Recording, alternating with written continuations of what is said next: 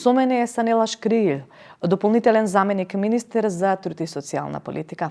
Разговараме за односите со новата техничка министерка, за одредени прашања во министерството и други теми. Добро ве најдов и ви благодарам за поканата.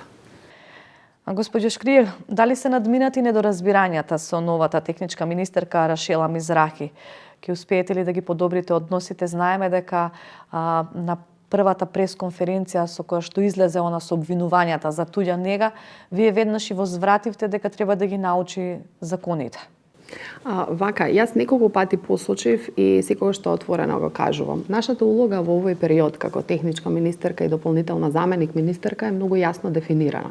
Ние сме тука да овозможиме припрема на институциите за фери демократски избори, ние сме тука да спречиме било каква злоупотреба и манипулација, дали со вработените во министерството или со нашите корисници, а тоа се најранливите семејства во нашето општество, и ние сме тука да овозможиме да сите започнати реформски процеси и се она што значи директна услуга кон граѓаните продолжи. Тоа е нашата задача. И јас тука стојам целосно на располагање на техничката министерка и јас и мојот тим. Но она што нема и не смееме да го дозволиме е да има испорака на невистините информации кон јавноста, е да има пласирање на информации кои што имаат за цел да креираат некаква паника кај нашите корисници, како што беше информацијата за блокираните предмети за туѓата нега. Така да јас во тој момент кога ќе излезе информација која што нели е неточна, која што може да креира паника. Имате ли координација пред да излезе таква информација или министерката си прави пресконференции на своја рака? Немаме координација, ние се гледаме редовно и комуницираме и секогаш што се посочува. Знаете ли за ова пресконференција? Не. И секогаш што се посочува дека е добро да се координираме и нели да се провериме меѓу себе пред да се излезе со информација во јавноста. Затоа што откако ќе излезе информацијата во јавноста, јас имам должност и обврска да реагирам се со цел да нашите корисници имаат точна информација. Дали сметате дека Рашела Мизрахи е, да кажам, недоволно подготвена за оваа функција? Видете, значи јас имам разбирање за тоа дека техничката министерка не доаѓа од областа и не ја познава областа. И токму затоа се ставивме на располагање, тука сме да ги појасниме процесите, да ја воведеме во процесите. Но пак ќе повторам, значи конструктивноста и координираноста првенствено ќе зависи од неа. Се што однапред ќе биде побарано како информација за разјаснување ќе биде направено. Но откако ќе се излезе во јавност, јас имам обврска да информирам јавноста нели за точноста и за што реално се случува. Комуницирате ли со министерката Мизрахи? Да. Имате состаноци наутро, се гледате или како се одвива таа комуникација? Комуникацијата, значи ние се гледаме, комуницираме, она што не само јас, туку и заменик министерот во нашето министерство, државната секретарка побаравме и се договоривме да барем еднаш неделно сите ние кои што сме дел од раководството на Министерството за труд и социјална политика, седнуваме заедно на маса да се договараме кои се тие тековни работи кои што нели треба да ги следиме и координираме. И верувам дека веќе од наредната недела ќе се почне со такви координативни состаноци. Министерката Мизрахи имаше и вчера уште една пресконференција во која што ве прозва дека се катастрофални условите во домот Демиркапија. Дали нешто е подобрено за овие 3 години таму? Каква е реалната состојба? Вака, значи техничката министерка можеби прв пат влегува сега во заводот Демиркапија, меѓутоа мислам дека веќе и целата јавност, благодарејќи на посветеноста на тимот предводен од претходната министерка Царовска во делот на деинституционализација, значи разбра, научи што значи деинституционализација, што значат мали групни домови и што значат тие институции кои што постоеле во нашето општество, кои биле заборавени од сите, првенствено од тие што требало да се грижат за нив. Фактичката состојба и мене ми е многу драго што видов дека во соопштението техничката министерка со својата изјава го признава тоа, дека на почетокот на мандатот она што сме го наследиле како услови за работа во Демиркапија биле услови и невозможна мисија. Што наследивте вие таму? Она што го наследивме и тоа не е нешто што, например, само ние може да го кажеме, доколку ги побарате извештаите од Народен правобранител, Хелсиншки комитет, извештаите на Совет на Европа, сите меѓународни организации. Значи, условите во специјалниот завод Демиркапија на вистина беа ужасни. Значи, имавме ситуации на корисници кои што беа држани врзани затоа што вработените не можеле да се справат со нив. И токму затоа, значи првата работа, врвниот приоритет кога овој тим влезе во Министерството за труд и социјална политика беше деинституционализација или она што е познато како мали групни домови популарно во јавноста. Токму заради ужасните услови во тој специјален завод, рековме дека мора веднаш да ги извлечеме сите деца од тој завод, затоа што таму имаше и деца, и можеме да кажеме дека таму веќе нема ниту едно дете, не само таму, туку во ниедна институција. Значи во 2017 година јавно заедно со УНИЦЕФ дадовме еден завет дека до крајот на 2020 година нема да има ниту едно дете во институција во нашата држава. Го направивме тоа цела година порано. Ние во моментов немаме ниту едно дете во институција. Продолжуваме паралелно и со возрастните. Значи, возрастните се уште таму? Возрастните се извлекуваат дел по дел. Значи, вие имате мал групен дом во Корешница, имате мал групен дом во Неготино, значи имате мал групен дом во Скопје. Значи, паралелно се работи со возрастните. Од вкупната бројка на лица што ги имавме во институции во јуни 2017, таа бројка сега е намалена за 45%. Значи, тој процес тече и само треба и јас и техничката министерка да обезбедиме и понатаму да продолжи непречено. Се со цел да се подобрат условите на луѓето до нивно извлекување, кои што се сега во специјалниот завод за демеркапија, и тоа повторно точно го констатира, за прв пат, значи е превземен огромен зафат за реконструкција на санитари, на електрична инсталација во вредност од 10,5 милиони денари. Значи тоа се случува сега. Така да, она што се сложуваме е дека таму, во таа зграда, не треба да има веќе луѓе и јас и техничката министерка треба да продолжиме да работиме на тоа и да ги извлекуваме луѓето од таа институција. Меѓутоа, како да речам, пак ќе кажам, тоа е врзано едноставно. Техничката министерка не работела во оваа област, не била во оваа област и затоа и прв пат се соочила со специјалниот завод и оттаму таа реакција. Можно ли е да се случи одредена блокада на работата на Министерството, бидејќи знаеме дека вие имате сега врзан подпис со министерката? И во кој дел може да се случи? Врзаниот подпис се однесува на правни и кадровски прашања. Јас, како и техничката министерка, имам право на увид на сите документи. Ние, да речем, заеднички управуваме со Министерството. Не сакам да верувам и нема да дозволиме, затоа и вчера го потенцирав тоа на пресконференцијата, да има некаква блокада на оно што значи испорака на услуги и права кон нашите граѓани. Значи тоа се најранливите, најсиромашните во нашето општество и целта на оваа техничка преходна влада е токму тоа, да не се дозволи апсолутно никаква манипулација и злоупотреба на оваа категорија на наши сограѓани. Така да едноставно нема да дозволиме да има блокада на нешто што се однесува испорака на право кон нашите корисници. Можна ли е кадровска промена да побара Мизрахи? Можно е да побара, меѓутоа нели тука ќе се ставиме. И во кој дел може да побара? Кадровски промени може да побара, значи меѓутоа секако дека тоа ќе го спречиме. Затоа што било каков обид за кадровски промени во овој период, повторно значи само манипулација. Значи нашиот мандат и мојот и на техничката, функции, на директори на центри за социјални работи, така тука може. Можно е да побара. Значи секако дека нема да го дозволиме, затоа што во тој дел имаме врзани подписи. Нашиот мандат и мојот и на Рашела завршува на 12 или 13 април согласно закон. Така да некакви се кадровски промени за 2 месеци се разбира дека нема да донесат никаква промена, понатаму тој што ќе ја формира владата, ќе си донесе одлука како ќе управува со институциите. Знаеме дека на вчерашната пресконференција ги повикавте стечајните работници. Тоа е група која што е од околу 1000 луѓе, ако не се лажам, да аплицираат и да си го остварат своето право. Ке кажете дека законот бил доцна донесен. Меѓутоа, во јавноста сепак се создава слика дека можеби ова социјално ранлива категорија на некој начин се користи за, да кажеме, за придобивање на гласачи во овој период. Како ова ќе го искоментирате, бидејќи тоа дојде од вас лично? Вака, тоа можеби и ќе можеше некој да го прокоментира, да е ова прва измена што се прави, да се ова први 1000 стечајни работници. Значи ние од моментот на превземање на Министерството за труд и социјална политика направивме неколку законски измени. Ние досега имаме опфатано 11.000 стечајни работници. Да. Значи, овие остана незгрижени. Да, така. Имаше еден услов. Ние цело време правиме анализа откако ќе ќе усвоиме некоја политика, како тече имплементацијата, за да видиме дали треба да подесиме нешто, за да одговориме на потребите на што поголем број на наши сограѓани. Значи, ова беше констатирано дека е пречка, се смени тој еден услов.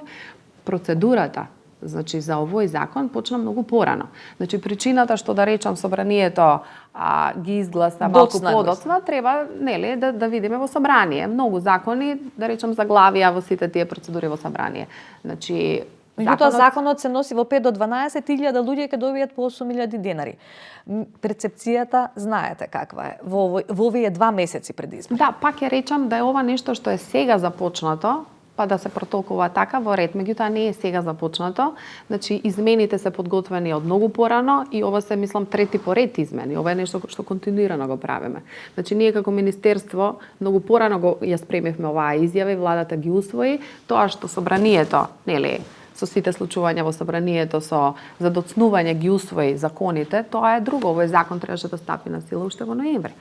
Така да, значи, но знаете, господјо Шкрилјел, дека најмногу се манипулира со социјално ранливите пред избори. Да. И затоа сме тука да спречиме било каква манипулација, но пак ја повторам, она што се тековни процеси мора да продолжат да течат. А ова е дел од еден тековен процес кој што сме го започнале уште во 2017, што значи конечно обештетување на сите наши илјадници сограѓани кои биле заборавени со години наназад. Така да, мислам дека се е во рамки на тековното работење на Министерството.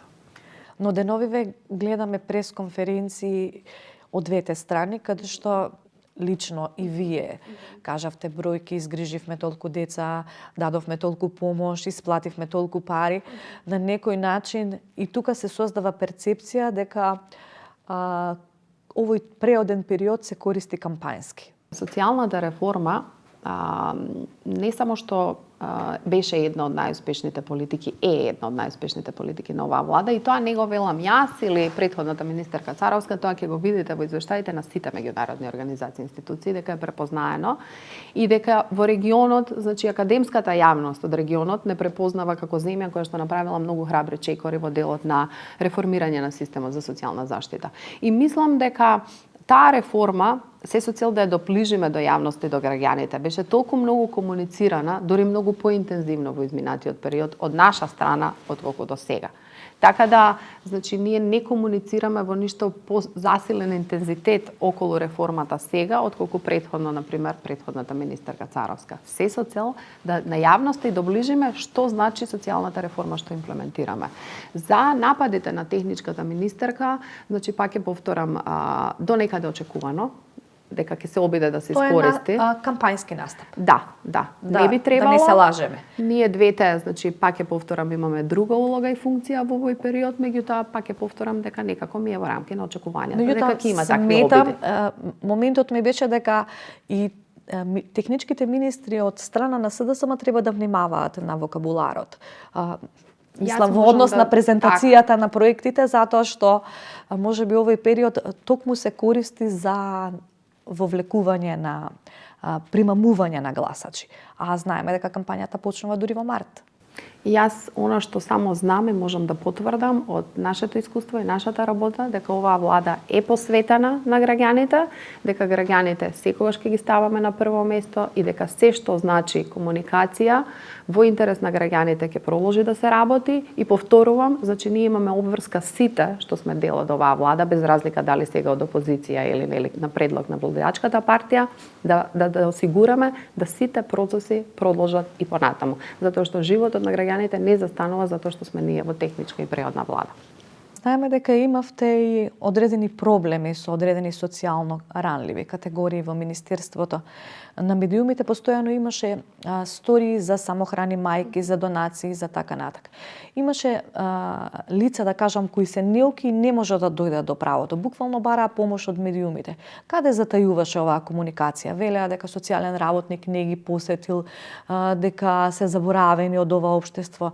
Како на овие луѓе едноставно да им се помогне? Реалноста е токму така, значи системот на социјална заштита едноставно беше заборавен и запоставен. Центрите за социјална работа беа заборавени и запоставени. Значи она што го наследивме во моментот кога ја стапивме на оваа позиција е да ние имавме ситуации со одредени центри каде што нема ни еден стручен тим. Биле вработувани луѓе со целосно несоодветно образование, значи што не одговараат на стручните профили. Значи, условите во кои што работеле и самите центри биле испод секое достоинствено. Платите за кои што работеле социјалните работници исто така биле многу ниски.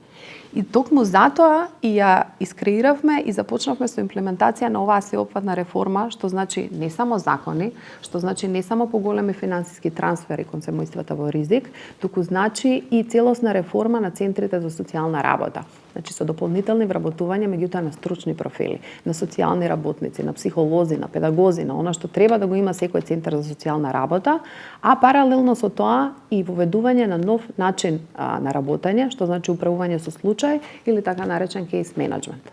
Тоа значи дека еден социјален работник е задолжен и води едно цело семејство, има обврска постојано да комуницира со тоа семејство, со сите членови на тоа семејство, да го посетува, за да може навреме да ги идентификува ризиците и да насочи таму каде што има потреба. Ние имавме неколку истории на нашиот медиум, така, каде што велеа дека ниту социјален работник ги посетил, ниту пак добиле соодветна помош и информација во Министерството. Јас не се сомневам дека имало такви случаи. Пак ја речам, токму заради тоа, значи направивме дополнителни вработувања, значи континуирано течат обуки на вработените во центрите за социјална работа. Паралелно со тоа, значи мислам дека она што го направивме со зголемувањето на платите во центрите за социјална работа и во системот на детската заштита. Мислите дека тоа ќе ги мотивира вработените? Сметаме дека е дел од целиот тој пакет. Значи прво условите во кои што работат и да, значи она што цело време го повторуваме како порака е дека едноставно треба да се врати достоинството на таа професија социјален работник. Пред да влезете во Министерството како советник или како дел од шефот дел од кабинетот на екс-министерката Мила Царовска, бевте невладин активист и јавноста ве памети по гласно зборување за женските права. Но перцепцијата во јавноста е друга, дека кога ќе влезете во одредено министерство или ќе седнете на функционерска фотелја, активизмот веќе паѓа во вода, така е и во вашиот случај. Зошто не останавте во невладиниот сектор? Вака, она што за мене и што било водечко секогаш за мене се тие вредности. И точно, тие вредности на еднакви можности, на родова рамноправност, на социјална правда, значи секогаш ми биле на прво место. Одлуката да пред 2,5 години заедно со Мила Царовска влеза по Министерството за труд и социјална политика, деломно и за мене беше неочекувана. Меѓутоа беше, да речам, некаква заложба и обид да се обиде се она што сме го зборувале дека е потребно како активистки, да го направиме низ институциите. Затоа што реално политиките нели се креираат во институциите. И јас сум многу горда на таа моја одлука. Ако има нешто на што се гордеам од моето професионално искуство, тоа е тоа што сум била тој дел од тимот. Тоа се две различни Делумно би се согласила од причина што, знаете, кај нас има некако поистоветување на она што значи политички ангажман и партиски ангажман. Так. Ние како активисти во невладиниот сектор се обидуваме да влијаеме на процесот на креирање политики за спроведување на тие вредности во кои веруваме. Значи, вредностите апсолутно продолжија и тука. Ако зборуваме за родовата еднаквост, прво нешто што го направивме е ратификацијата на Истанбулската конвенција. Ако има нешто што сум го зборувала претходните 2-3 години, тоа е потребата државата да ја ратификува. Тоа е една од првите работи што го направивме. Нов закон што ги опфаќа сите форми на насилство врз жените. Значи, ако се напратите наназад и ги видите моите обраќања и ангажманот во невладиниот сектор бил толку тоа. Значи, она што сега го правиме е обид да ни институциите, значи ги оживееме сите тие работи за кои што сме зборувале како активисти. Кај нас, оној професионален ангажман во институцијата се врзува со некаков политички пакет. Таква перцепција се создава во јавноста. Знаеме дека и одредени активисти на шарената револуција беа активисти надвор, меѓутоа потоа влегоа и во политиката. Па граѓаните беа разочарани. Значи, тоа е некое поистоветување, за жал, бидејќи кај нас ние доживеавме целосна партизација на општеството во сите сегменти и се направи целосно поистоветување на она што значи, пак ја речам, политички ангажман и дејството како активисти во невладиниот сектор е политички ангажман и она што значи партиски ангажман. Сето дека е политика. Така интерес. Политиката значи креирање на политики и обид за влијање врз креирањето на политики. Значи тоа го правиме и како активисти и во институциите. Пак ќе повторам, јас сум горда на оваа одлука што ја донесов, јас сум горда што бев и што сум дел од тој тим кој што верува во промени и мислам дека токму ради еднаквите вредности и таа верба и успеавме да испорачаме реформи за овој краток период од 2,5 години. Како следно прашање, исто кое што е лично се наметнува, дали може би себе си се гледате како кандидат на предвремените избори за пратеник? Искрено мислам дека тоа не е ни толку важно во моментот. Јас во моментот сум на оваа функција на која што сум и исто како што ревносно си исполнував задачата во улога на шефица на кабинет на претходната министерка Царовска и се грижав за течење и координација на процесите во Министерството, во овој период до изборите, истото тоа ќе го правам со иста посветеност. И мислам дека... Но амбиции дали имате политички прашања? Мојата амбиција се врзува со работа на она во што верувам. Дали тоа е работа во институција или надвор од институција е помалку битно. Јас секогаш, без разлика каде ќе бидам, ќе продолжам да работам за еднакви можности, родова еднаквост и социјална правда. Ви благодарам што бевте дел од нашата емисија и ви посакам успех. Ви благодарам и на вас за поканата уште еднаш. Ви благодарам на вниманието, нашето време истече, а ова беше интервјуто со Санела Шкриел, дополнителен заменик министер во Министерството за труд и социјална политика.